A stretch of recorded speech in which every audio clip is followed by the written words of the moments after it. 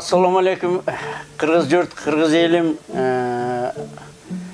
tuğandar, inilerim, arkadaşlarım. Mına bugün Uçkun'un studiyasında mehmandabız. Men 2003 yılı Moskva şahrına migrant katarı gelip көп жұмыштарда işledik. Көп кыйынчылыктарды gördük. Дворникта болып işledik. Özüm kesibim повар. Мына не болса дагы немеге чыдадык.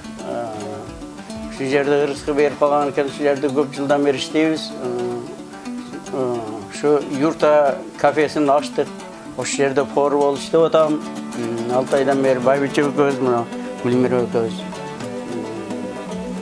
Şu yurta çayxanabız halal tamaqtары davamlı gelip mehmanda olup davamlı tamaqtardan hoş deyip yaxşı mehmanda olup ketіңіздер.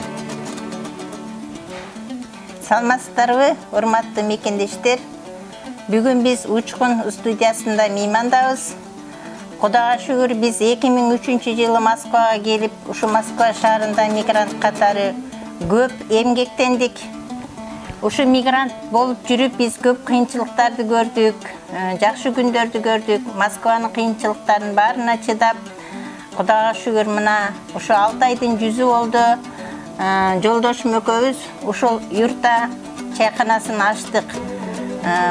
Ушул жолдошум өзү повар, өзүнүн кесибин өркүндөтүп, элге кызмат кылайын деп, ушунча жашка келип калса дагы ушул юрттаны иштеттат. Юрттада Кудайга шүгүр барды халал, даамдуу тамактар, элдерге колубуздан келишинче аракет кылып атабыз. Тамактарды жакшы кылышка. Бул жерде банкетный 50 адамдык залы бар, кабиналар бар, день рождения, өздөрүнүн таанышуу кечелерин бала чакасы менен келип жакшы эс алып кетсе болот.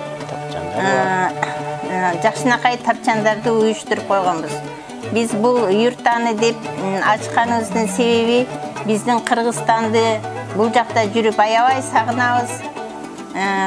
Кыргызстанга тынбай барып келип турабыз. Ошондуктан Кыргызстанды элестетип, юрта деген атты коюп, ушуну ачтык.